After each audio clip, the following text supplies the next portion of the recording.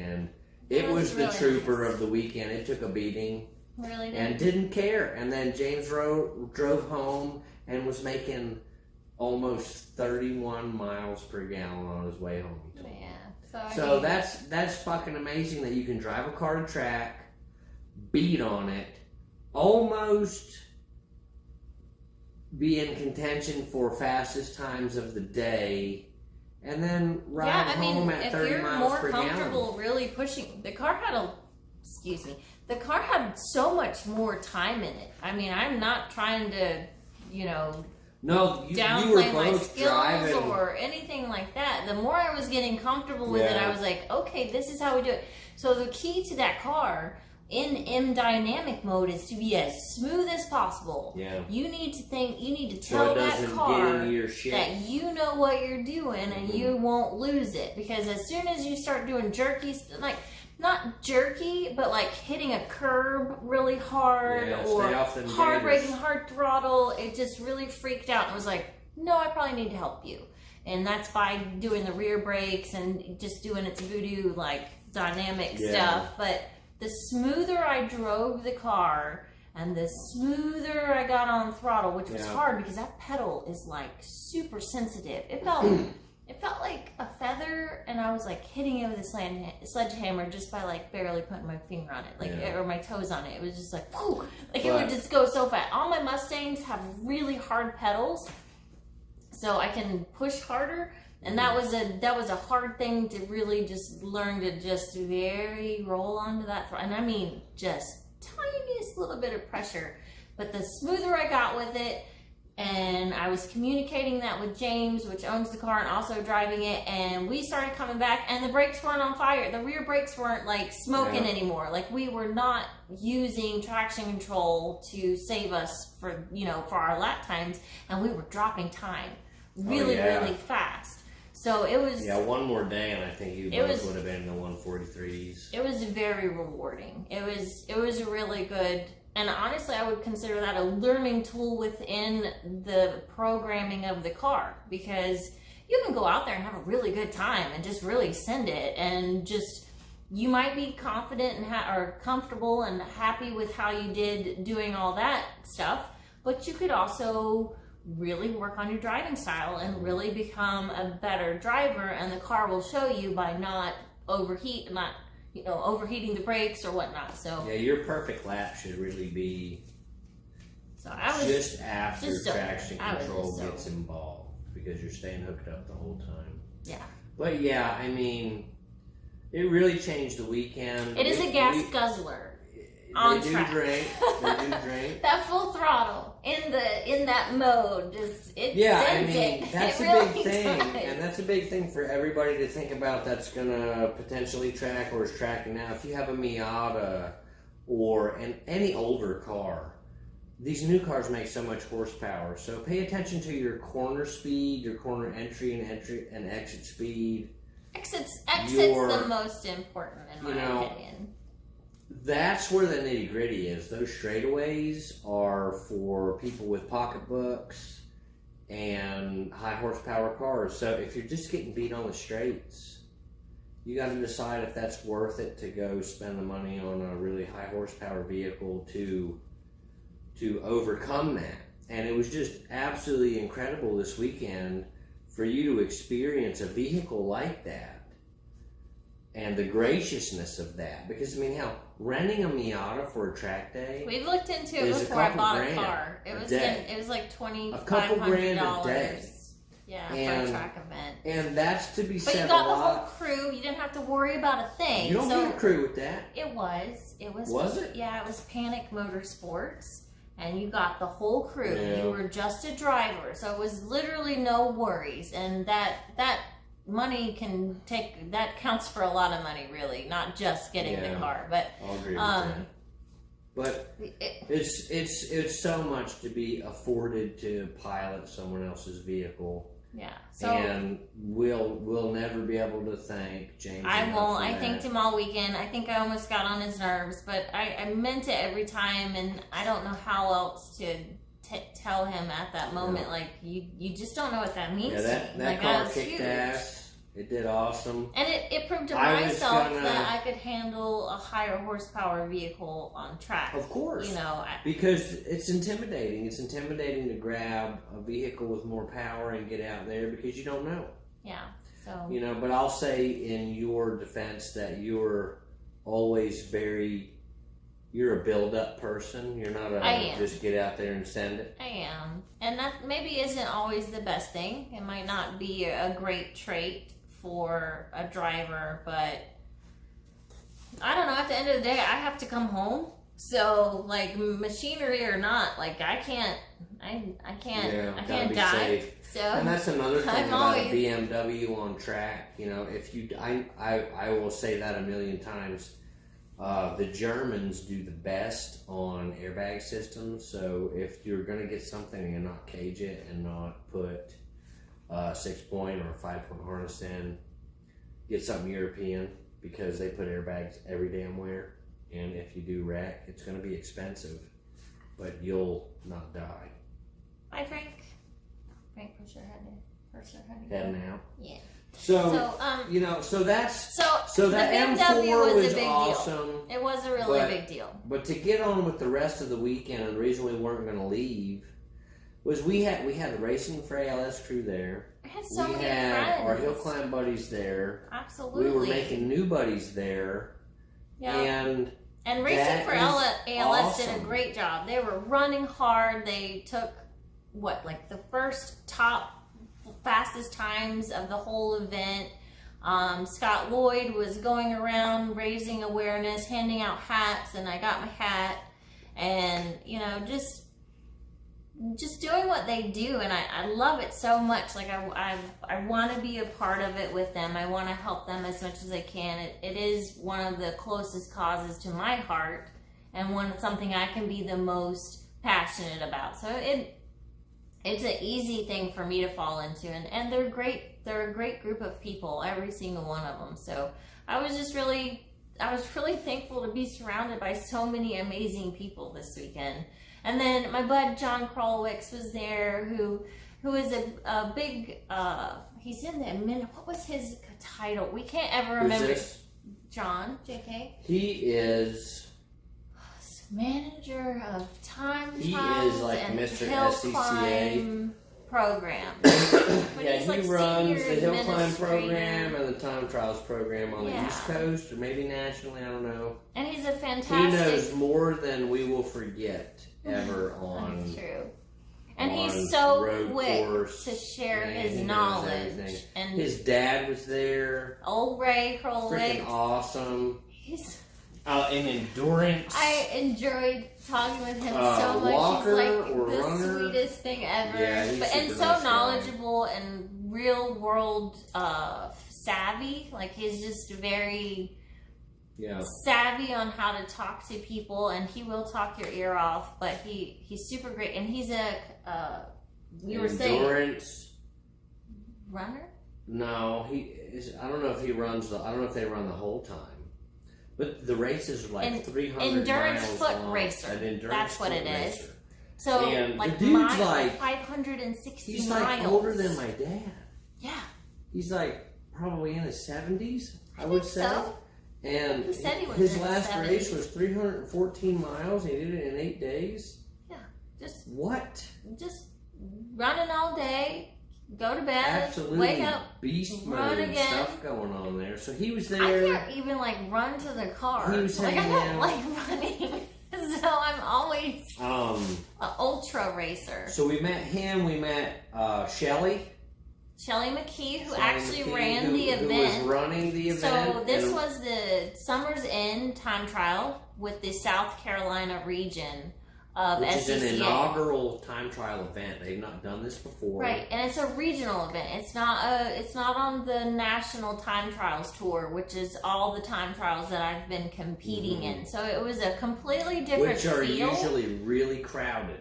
Exactly. And since I believe this was an inaugural one, I think they were having a little difficulty getting people to even like aware that it was even happening, because maybe. most people just kind of like, oh, I went to that one, I'm going to go to the one next year. So starting one, kind of gets hard to draw people. So if you want to run a CMP event and do a time trials, I highly recommend it. How many people were out there for the? So you rode the M4 in the novice group, so it would be not too hot.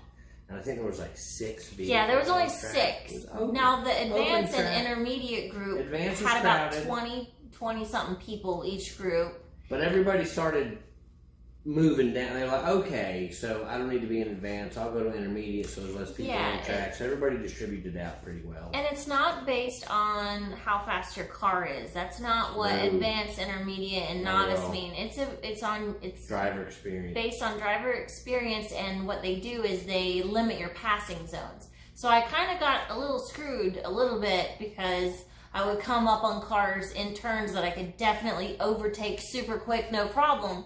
But they're novice drivers. Like if somebody had done something like that to me as a novice driver, I probably would have crapped myself. I probably would have freaked out and got super scared. So I had to wait for the only like 2 straightaways.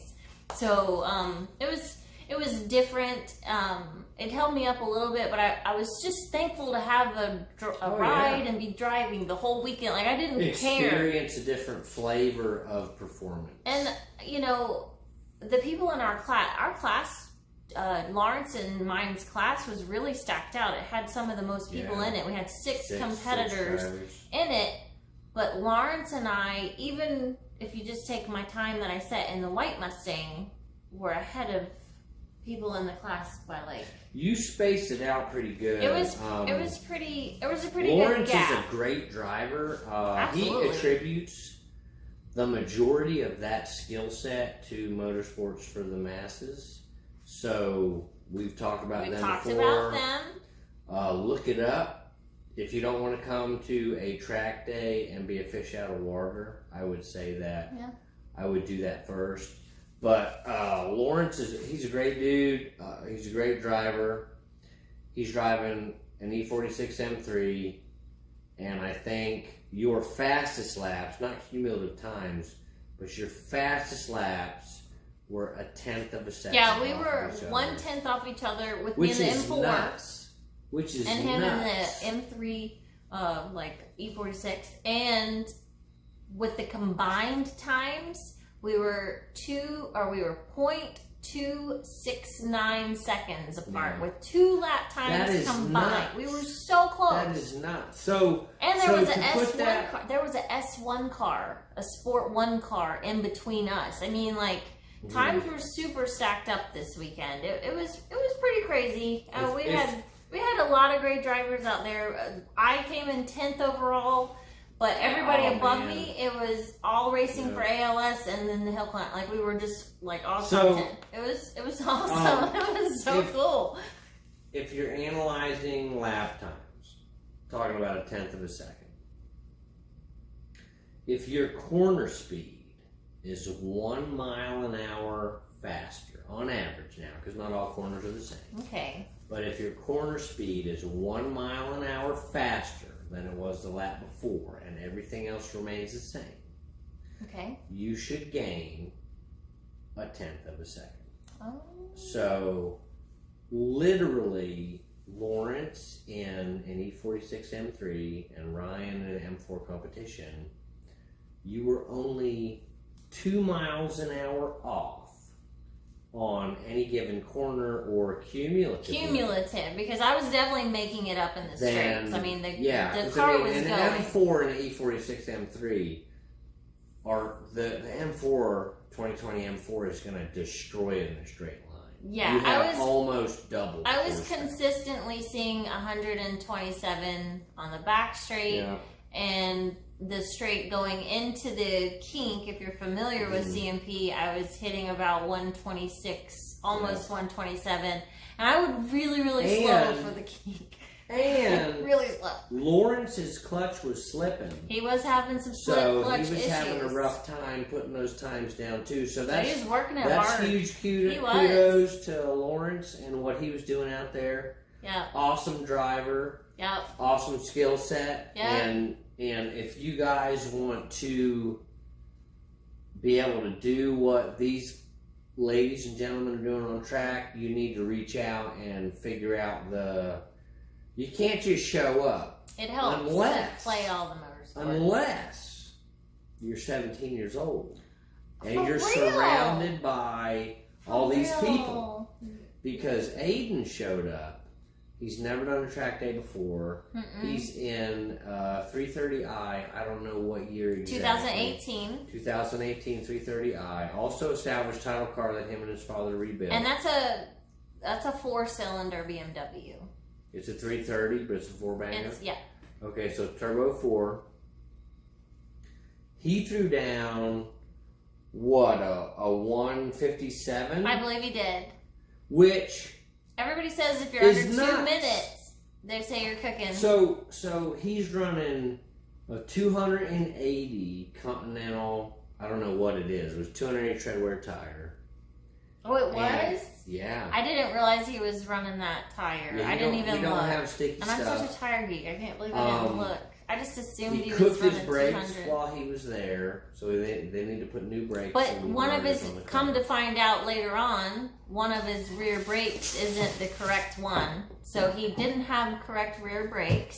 So this kid just came and killed it. When he came off track, everybody was talking to him. We were. Lawrence is like, this is what you need to do. And his dad's like, this is what I think you need to do. And Ryan's like, here's what I saw this. I think you can carry more speed here. So you had all this knowledge in our little group of people, and he just soaked that up like a sponge. And he did. He listened. Went out there and threw down. I'll say that he was right behind the SN95, which was cooking, and that car spun out literally 30 yards in front of him, and he did exactly what he needed to do to not get in any kind of a damage situation.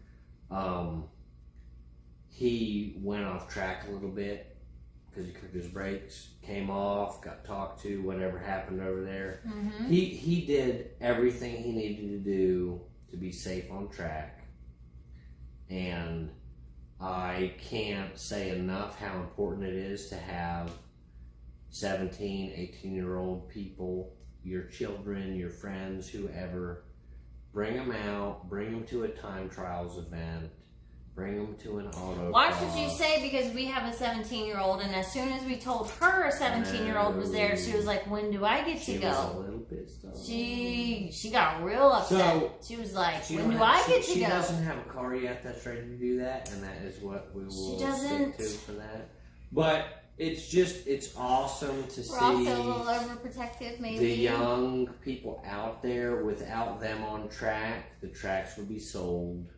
When everybody else is to pass on the passion. You know, you have to bring people up with you. You got to get them out there. You've got to do it. Aiden kicked ass.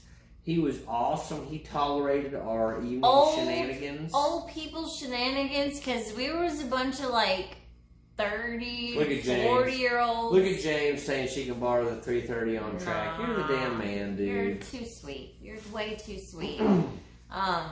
We'll hopefully have her a shitbox Mustang in time. Like I said, Racing for ALS, Scott Lloyd has already put us in contact with Hendrick Motorsports, and they have found us a car, and we need to go check it out. We're just, like I said, I blew up my clutch this weekend. We got the clutch back. So we've ordered parts. Kyle did a lot of research.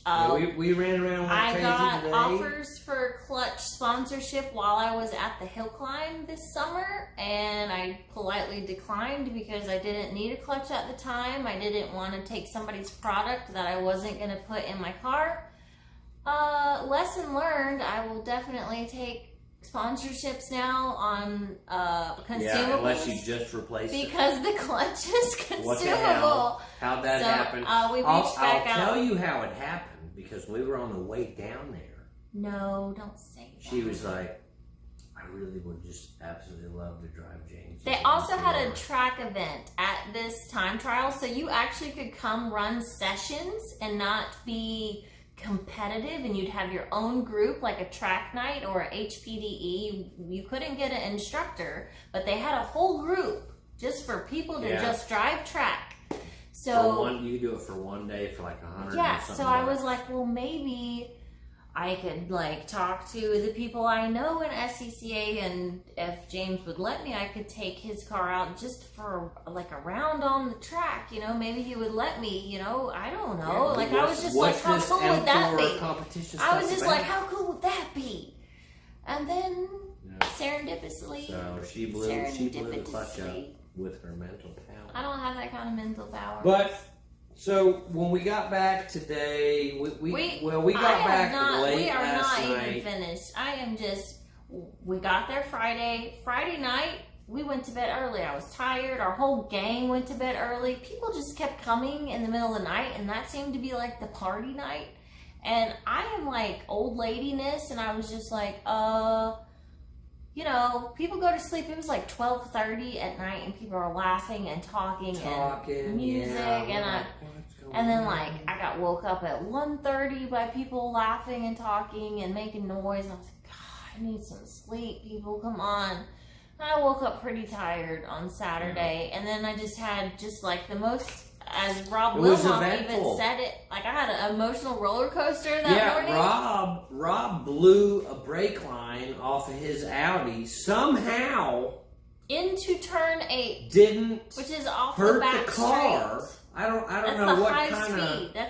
I don't know what his car does. I don't know what there. kind of like, voodoo magic 135. an Audi RS3 has, but somehow he didn't wreck it. It like held enough brake fluid in the reservoir. Shuts it off somewhere to go to the other 3 brake pads, and he was able to shed speed. And he was like, "Well, I learned how to take turn 8. I can carry a lot more speed than I thought." And I'm just like, I probably would have.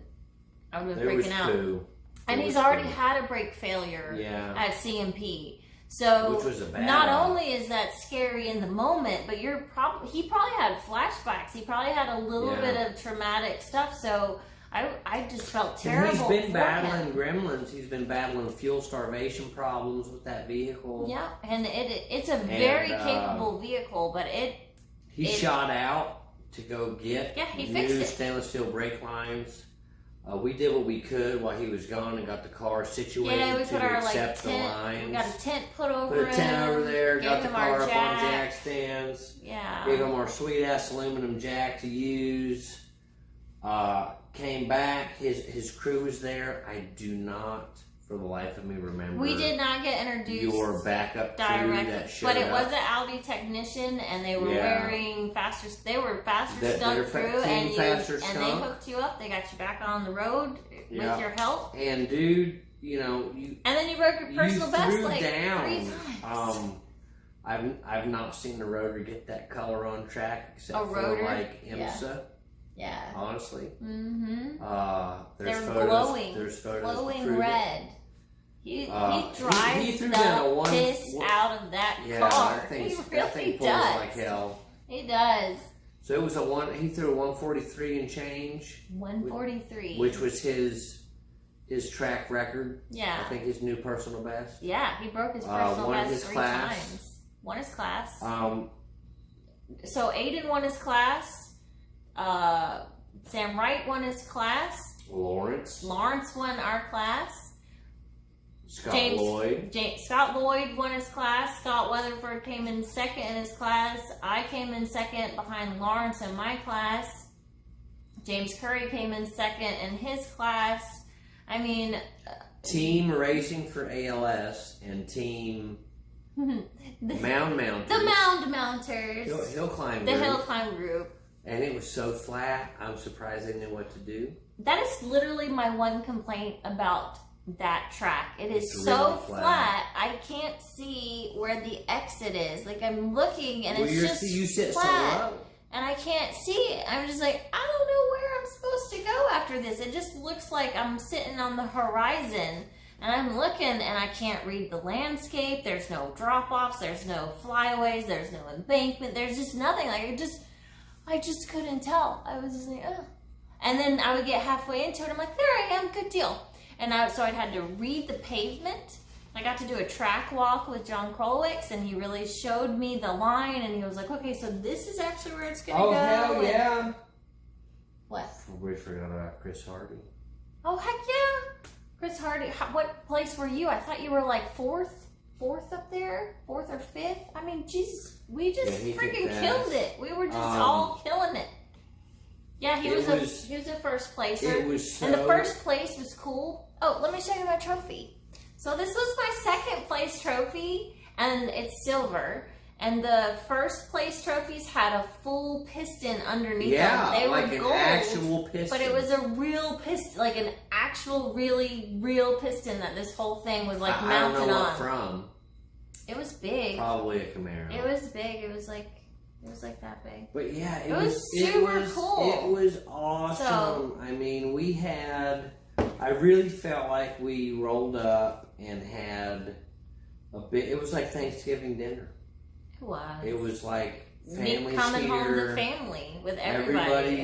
Everybody loves everybody. Everybody wants everybody to do good. Yeah. Everybody was walking around checking how we're doing. Good. Everybody was checking in on everybody. It was just an absolutely incredible weekend. It was awesome. We partied pretty hard on... So, Friday night, went to bed early, pissed off at everybody around us because they stayed up late. Talking. We freaking partied on Saturday night. Yeah. We also had Lori and... Lori Fenimore. Caitlin Is it Fenimore? Mm-hmm. The whole family Her over there. Her whole family was there. Caitlin comes to all these events, and... She's 17. She's been flagging for racing events for 5 years. Seriously, people. She's been... Think about that. Like, she somehow begs her family to bring her to these SCCA events so she can volunteer. They volunteer with her. She's never... I don't know. Maybe I'm wrong. But I don't think she's driven a track event that she's volunteered at. She's got a Mazda Miata. It needs an engine. They bought it thinking the engine can be repaired, but it cannot. I think we have a good lead on where to get one, which we talked to that gentleman while we were at this event. A fellow SCCA member. But if not, if anybody on here knows of anyone, this is going into 97. Yeah, we're gonna... Miata. It's happening this winter. We're going to get her fixed up. Come hell or up. high water, she's going to have a track car by the time spring hits.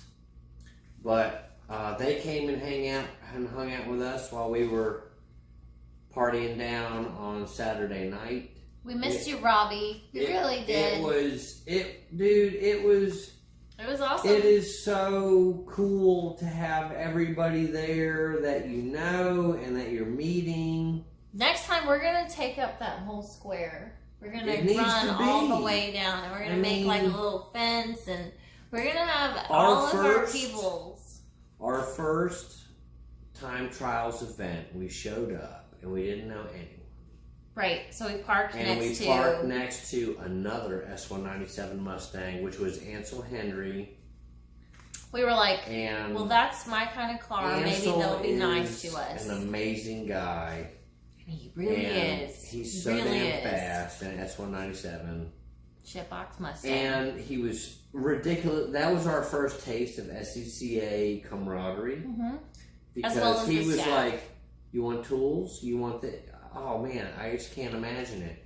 But from that, with the hill climb groups, with the people we've met with autocross, with the people we've met with motorsport for the masses, now when we show up to an SCCA event, I feel like we know more people than we don't know. Right. And that's so fun because that is damn I'm awesome. Pretty introverted and very shy and nervous to talk to people, and just everybody's being so nice, it kind of makes it easier to say hey, and it's also my jam. I'm just like, I love it there. You're not anxious anymore about off track, and you can find somebody that knows the line.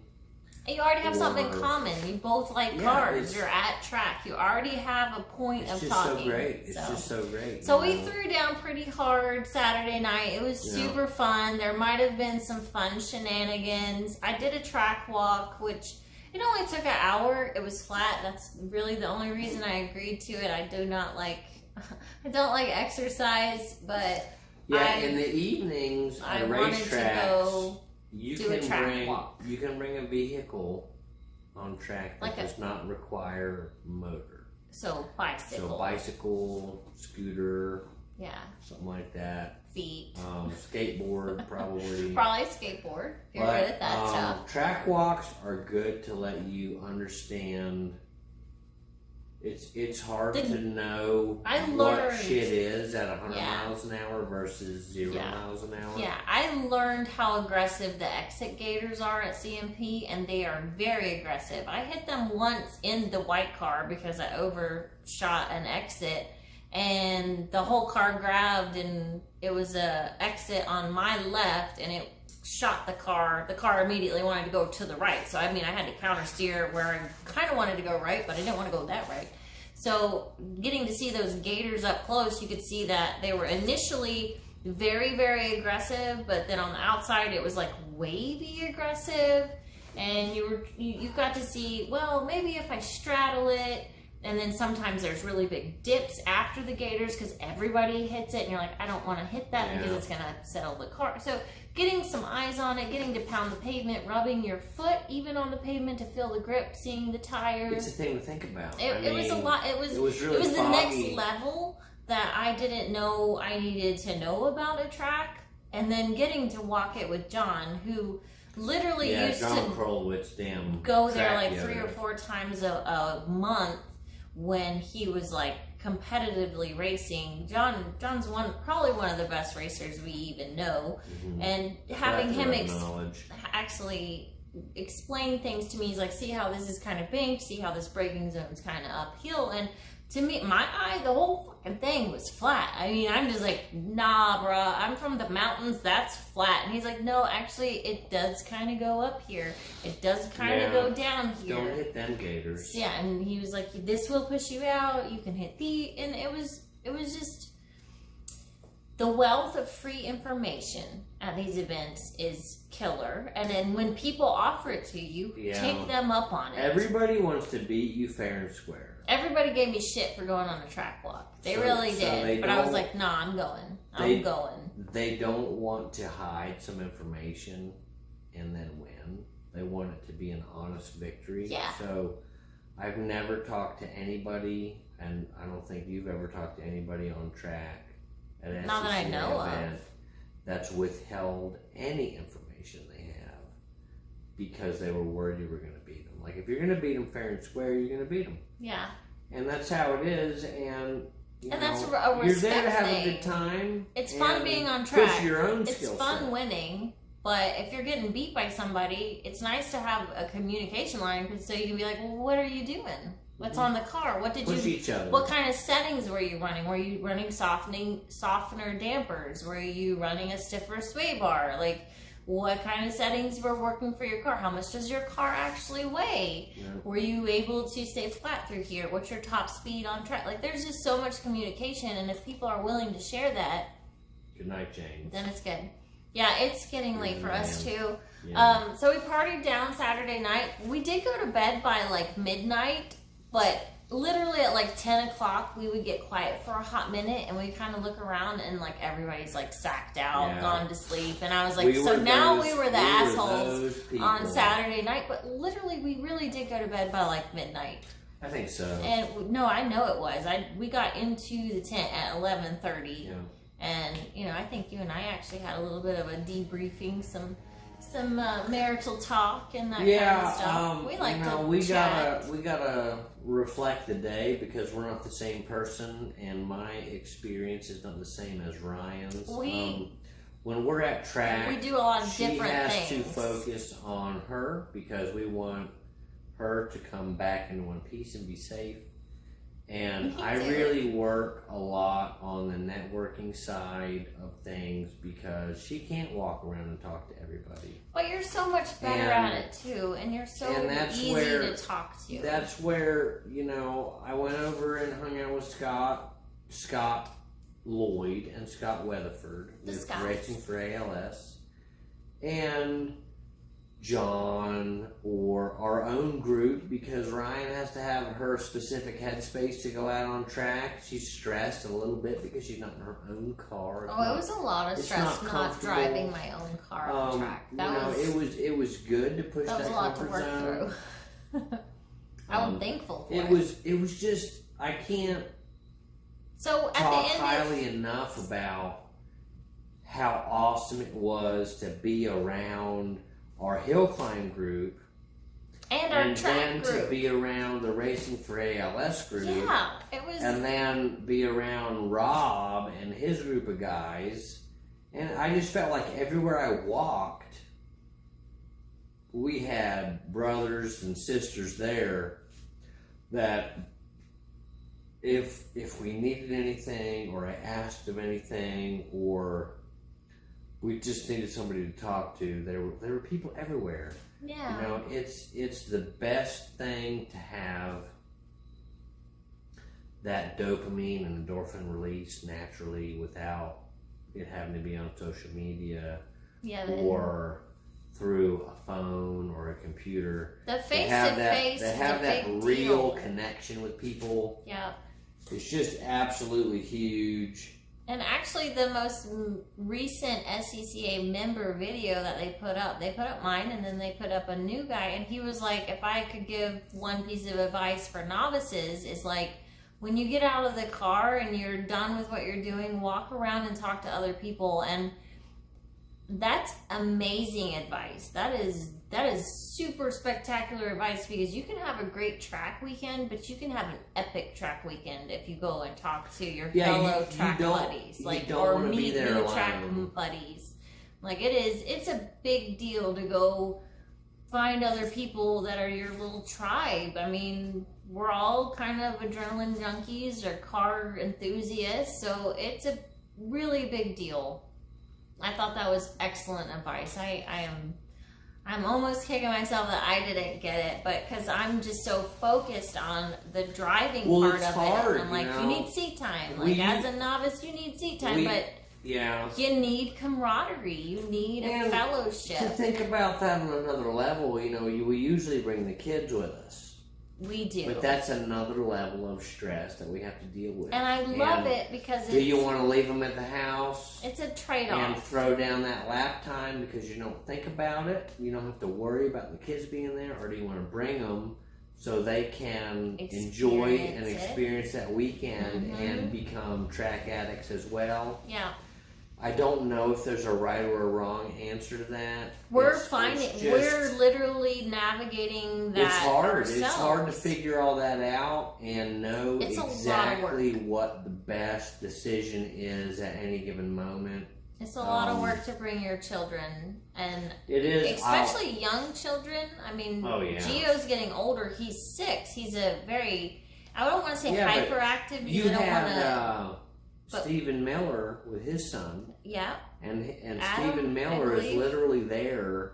All his the dad's time. on track. Mark Miller. I don't think Stephen tracked, but he's cooking the food for everybody. He's busy the whole time. And we all know Mark. His son is driving go-karts at the go-kart track there. Yeah. So, he's getting pulled every which way but loose. He's a character too. Little Adam's I'm pretty sure it's Adam. Man. He's smart as hell. Yeah, he's a little character. But you have to, you want to get the most you can out of the weekend, but in the same aspect, you don't want to do that and detract from everything else from the weekend. So it's a hard balance. I don't know if there's a right answer for that. It's not. I would say that, you need to bring your kids with you so they can experience what you're experiencing, because that's how you show them your passion. Yeah. But if you're trying to throw that lap time down, it's a lot easier to do without your kids there. So it is. Which one's the right answer? I don't know. And up until now, we'll let you know in 10 years. Yeah. When we up until now, we brought the kids to my first hill climb, but they stayed at our rental, and they hung out with Grandpa the whole time because there was no room for spectators. It was during COVID, so there was a little bit of stress when I went back to where I was going to go sleep, where I was going to go, make dinner, that kind of stuff. There was stress there. So So for the next 2 hill climbs, we were like, no kids, because I have to focus. Like, that is a much more dangerous environment. So I do need that level of focus at a hill climb. And shout out to Hayward Wagner, who brought his kids. I mean, you know, I couldn't imagine. Like, I would just, I can't have it. Like, I know that half of my mind is not there. And honestly, as a parent, no parent wants to have their kids watch them wreck on track. So there's even like a backing up of like even that slightly deeper risk. Like, it's just, and it might not be you. I mean, that's the thing, is like Ryan is, she never drives 10/10s. I hate, right? I so hate admitting it, because I don't think that's what racers should admit. I don't think that they should admit that they're conservative drivers. But I'm a conservative driver. I will not. I won't take it unless I know I can make it. Whether that's a pass or a turn or a braking zone, so, like I just won't. And that goes to show just how good of a driver you are. I don't know. Because you don't drive 10/10s. But if you, I know. So when you look at that, like, she's not gonna drive 10/10s anyways, because she has kids. There was a time that she was not going to track again because she has kids and she wants to be there for them. That did happen. But you can't not do what you love either, because absolutely, living for a shorter amount of time and really living is better than living for a longer amount of time and not fulfilling your dreams. Absolutely. So that's where we're at here. Absolutely, in this house. And that brings it right back here to this racing for ALS. You know, my father passed away super young, and I will absolutely say that I feel like him and my mother kind of took advantage of life, and they lived it pretty well. And, you know, I watched my grandparents save hundreds of thousands of dollars and never be able to take the trips that they wanted. My parents did take trips, maybe not as many as they wanted, but they did live life. And then my dad passed away super young from ALS, and it's like, tomorrow's never guaranteed. You don't know. So you might not wake do up. what you can. Do the best you can as you go. Don't be reckless. You know, we have children. We are raising the next generation. That's a big deal for us. We're trying to make them the best adults they can be. But we're adults. We're also trying to enjoy life ourselves. Mm-hmm. So there definitely is a balance of going to track and having a great track weekend and with the whole family and just having super good fun. But then there's times when you want to go to track and you want to throw down some good lap times and you need that focus. And it's like, maybe we don't bring the kids this weekend. Or you're camping in 80-degree weather and the kids can't camp in 80-degree weather. Like, the kids don't even camp. It would have been rough. Like, we would have to rent a hotel. Sure. So it is a money issue a little bit with this. That's why we love DIR. And they also had school. Like, they couldn't miss school we Friday. weren't going to pull them out of school on Friday. So it's a lot to think about. Being a parent and tracking. Life is complicated. It is. It's really complicated, and it's different for everybody. And and you need to make sure that what you're doing is good for your family and yourself. You know, everybody knows as adults that those simple decisions of, do I want ice cream after dinner or not, are not so simple anymore. They can add up. And you have to really think about what is the most important thing and how can you have the most value added. And it's really hard. I know our daughter was very upset that she couldn't come with us to CMP. She was very sad. She's 17. Know that she's been autocrossing. She loves track days. Our son has been up our butt since we've been back. He has not left our side. He's been very, so very close. It is very, very hard to leave them home. It is. It is almost painful. But in the same aspect, I know that Ryan won't throw down the times that she's capable of with them there. So there's no real right choice. I don't think there's a right choice with anyone. It's a balance. I'll say that the most important thing is that you're having fun while you're doing what you're doing. So if you go and you feel guilty because you leave your kids home, bring them the next time. Bring them next time.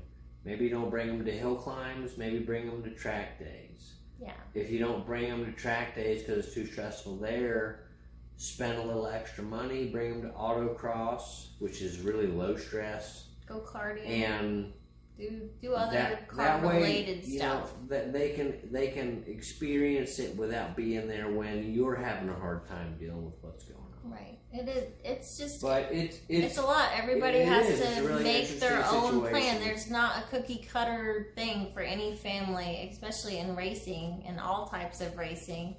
You know, maybe in different types of racing you have more downtime. There's not as much. You know, you don't need 20 minutes of focus. Like it's just really different. It is, and honestly, each track is different. I keep getting more and more comfortable at VIR, and I love having the kids there because they can go to the hotel room and they have food, VIR is and a different drinks experience. and a bathroom you can and leave them at the hotel TV, room and they can actually watch me from the balcony because we always stay at the lodge, and then we always have food on site from Eat at VIR over there at the tavern. So, I mean, VIR has become the place to take the children. Yeah, most definitely. But then we're going to go out to CMP. It's a track we've never been to. We're going to try to camp. No food within 30 minutes of there, unless you buy at track, which is fine. You get it gets expensive. I mean, we're always on a budget. I mean, that's the other thing. I mean, we're definitely on a budget. So balancing that family life and tracking is definitely not a cookie cutter thing. You're going to have to figure out what works best for you. But it can be super rewarding to bring your family, and it can be super rewarding to have that adult experience. Like we got to hang out with our people. That's the big thing. I mean, adults need they need play dates too. I mean, I don't know how else to say it. Like we need our just have a really good time, and whether that's sitting around and just talking philosophically, or just having drinking or eating or just all that stuff is adults need adult time too. And that it is very super important. So it was such a successful weekend, even though I broke my car. I don't know how else to explain it. I don't think you've had I'm still not even upset I broke my car. As you have. So I was kind of upset when I did it because I was like, damn it, I don't get to even set a time. We don't have a winch on the trailer. It worked out really well. No, we don't. So we're like, the car's so good. I mean, so I put it not in to reverse. brag, but I put it in reverse. My Mustang is pretty good. It's never had mechanical issues. Too bad. I put it in reverse. Till now. Rolled it back. Put it in first. Sam Wright was helping me line her up. We hit the trailer at probably 15 miles an hour. Oh, you were going. Because I couldn't look. I was like this the whole time. I was like, I'm nauseous. I'm sick. I hate loading the trailer already. Now it might not even her go. When everything's running well. Full engagement of the clutch. It might not even was go. Maybe a quarter of what it should be. I thought it was going to stall out on the way up, so then we had to hit that speed. The car's a fucking pig, so we weren't going to be able to push it. And my Dukes of Hazardness, we got it up on there on the first roll. Yeah, his IDA GAF. It's still sitting in the same spot it was at when we stopped it from moving forward. Yeah. Still in the trailer. Obviously, race car's not in the garage because we're sitting where we're sitting. Which I like. This is American Muscle helped us out tremendously on a free a free expedite ship. I didn't know that. To get those car parts here so we could rebuild the clutch and the flywheel. That's very nice. And thank you, American Muscle. Possibly next weekend have the car functional again with a brand new sweet ass XD clutch. That has a lot to do. I will say 1,000 times over that Black Mountain Tire connection.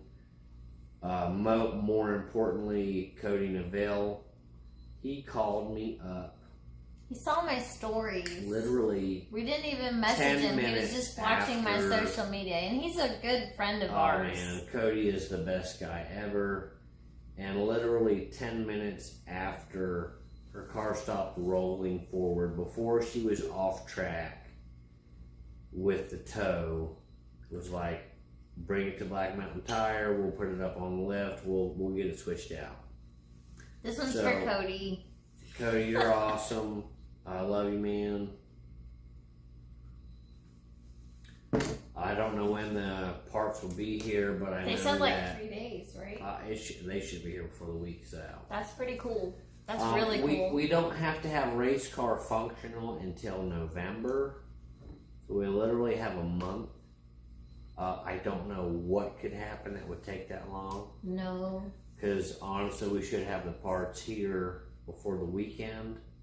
The only thing I'm thinking, I have two things I'm thinking, is we're going to be like in the car, and I'm allowed to upgrade to long tube headers for my class. That's the thing, is pull the transmission out, you're going to be pretty close to yanking long tube headers on the car. That's pretty exciting. Long tube headers will give you a lot of top end horsepower, which won't help you at hill climbs. No. But will help you tremendously on track. So I gotta kind of do some research because I don't want to lose my hill climb thing, because it's hard. In the end of the jack of all trades point, I want this to be my track car and the white car to be my hill climb car. Yeah. I really do. I mean, if I was going to be that baller, that's what would happen. Right now, this is my autocross daily driver. And I don't know of anyone that is doing both in Mustangs to be able to tell you what to do. What's really funny, since you bring up both, is we kind of have our little hill climb group and we're partying down at night, and I'm just thinking to myself, I'm like, well, how fast would Mark Ogle be? Because we kind of just showed it. Like, I want to reiterate, this was Lawrence Chu's first time at this track. This was James Curry's first time at this track. This was my first time at this track. This was James Curry's son's first time at this track. And we all kind of came in, and we all left with hardware. And then we got like Mark Ogle, who drives, just like real shitbox Mustang with an LS engine. And he's freaking wild, man. And I'm just like, what Mark Ogle set here? You know, it just freaking crazy. Like, to have hill climbers come out and do track days, and we're just like, yeah, we're doing pretty good, and everybody's else like, you guys are fucking killing it. And it just feels really good. And I don't know if it's because track days seem safer, or it's because we're a bunch of crazy fuckers. Like, I really don't know. Like, I'm still on the fence on all that. It was such a fun weekend. I won't forget this. This is definitely one of those memories that are going to stick with me for so long. It was wonderful. And I got to be at another inaugural event. So, yeah, we're a bunch of crazy fuckers. Yeah, that's definitely it. Mac, that's what we are. That definitely is. So, yep, Trad said it too. So, it's so good to build that family every time you go to track. And honestly, the racing for ALS guys are super intimidating. They're all really fast. They're a really close-knit group. They're very passionate about what they do. And I share that passion, and I feel that like connectedness with them. But they are intimidating for, you know, I drive a shitbox Mustang, and they have like super high horsepower Camaros, and they're all going out there setting some of the fastest times of the day. And this event, you know, I met Scott Lloyd in VIR, and then I got to do Dave's race with all the guys, and of course they're super nice and super caring, but I really feel that this event, we really got to get to know them better. And well, the really regional event was a lot more laid back. And it was an event that they were putting on. I mean, at their own event, they're very busy. There's a whole lot of administrative and staffing things that they're overseeing, and they're just trying to make it run smoothly for everybody. So this was really my first event, and I really got to hang out with them and really connect. And they're just so nice and really genuine. And they're trying to be their best all the time, and they really enjoy helping people, maybe to a fault. Hopefully not me, but those are the people I want to be around. Like, I would rather be around people that get burned by helping people than people that won't even take a chance. So I'm 100% team Racing for ALS, and I'm also 100% Mound Mounters, which is so awkward, and I don't know, I came up with that name when I was maybe a little too inebriated, but hill climber, mound mounter is like the synonym, I guess you could say, and I just liked the alliteration of mound mounters. So my hill climb group. It's very much an honor to be considered a part of both of those groups. I know Scott Lloyd wants to do a hill climb. I think that his track attack, I don't even know what you would call that beast of a Chevy. It's a stock car. But it's like I think he would do awesome in a track attack. But those two groups are absolutely why we do what we do. And why we are so drawn to that's what brings us back. Track weekends and race days and all that. It's always the people. It's friggin' amazing, and I don't know. It wouldn't be the same. It wouldn't be the same showing up and having, you know, just any old person paddocking next to you. It's great to know that those guys are there, and honestly, you know, every time I walk by Scott Lloyd or Scott Weatherford or any of our Chris group Hardy, of guys, everybody. They're wanting to know what everybody else did. Yeah. They're not trying to tell you. They're not trying to tell you what they're doing. They don't know what you're doing. Or and you're like, being whoa, judgmental. well, thank They're you. like, I'm doing great. How are you doing? Yeah. You know? You don't expect that from people. They want everyone else there to be doing the best they can possibly be doing. And they don't really seem to care about what they're doing on their lap time or whatever else. But that is what rises everyone up, and that's what makes everybody aim for the stars and grow, personal growth, and grow on track and grow off track. It's just absolutely, it's just awesome, and we couldn't ask for anything more at these weekends. That's why we go. Yes. Well, I'm also a little bit of a track addict, but that's why we go to these certain events. That's why we pick these events. This is why we spend the money when. You know, I typically budget for one track event a month because, you know, we're on a budget. It is what it is. And I'm thankful that I can even do what I'm doing. But when an event like this comes up and it's like, well, if we camp and we can save some money and then we can get our hill climb friends to come and we're going to be at this track and there's going to be all of these other friends here, like, we need to go. We need to support this, and especially supporting an inaugural regional event. CMP is pretty close to a lot of people that are car enthusiasts, and having a time trial event is a really good opportunity for people. It's a great track. Lots of runoff. If you do something dumb, your percentage of leaving with vehicular damage is lower than you might get some grass. Road Atlanta. You're definitely gonna have VIR. some sand if you run off, but for the most part, you're not gonna hit a tree.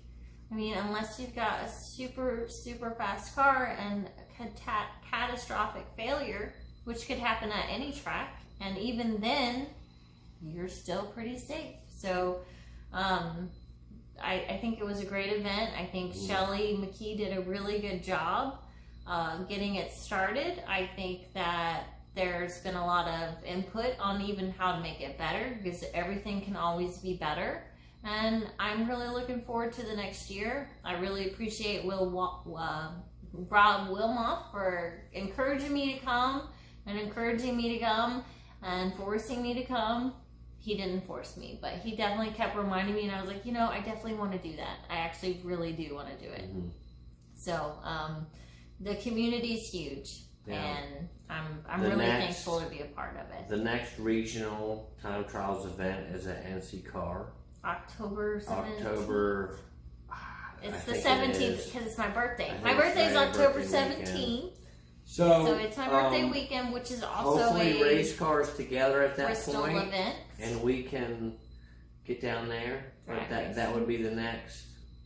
We don't know. I don't know if race car is going to be fixed. I don't know what's going on here. There's also like autocross events. We got a lot going on. I want to go to watch the NHRA drag racing event in Bristol, which I believe is also my birthday. I love watching drag racing. I think it's like the coolest thing to go spectate. So a lot planned. NC-CAR is NC-CAR is actually pretty far from us. It is. It's 5 hours. It's one of the farther. It's literally almost at the beach. Yeah, it's literally as far as like Roebling for us, which is at the bottom of Georgia near Savannah. So it's kind of weird that a North Carolina track is as far as Savannah, Georgia for us, but based on that's how the state works. Yeah, it's Appalachia. We got a long state. I'm just really trying to go over everything. It was such a big weekend. So many people contributed to make it awesome and epic, and it was. We couldn't stop talking about how great it was on the way back home. I won't stop thinking about it. I'm gonna relive all my happy moments for days. I'm definitely gonna be riding this high for a while. It was amazing. I really look forward to more like this, and if NC-CAR really turns out to be kind of like a sister event to this, I might have to go. I don't know. We'll see. We'll see if race car's fixed. We got parts ordered. Hopefully they'll be here by the end of the week. We'll get them on this weekend. Then we have all these parts we've got to put on Hank. And we'll be waiting for his brand new wheels so we can mount some fat meats all the way around. I can't wait for that. But at the end of the day, I love what you're doing. Live life to the fullest and surround yourself with people that you love, and you'll probably be pretty happy. So I don't know what else you could do. And that's what we try to strive for every day. Be kind, be thoughtful, be aware, do what you're loving, do what you love, and pass it on, share.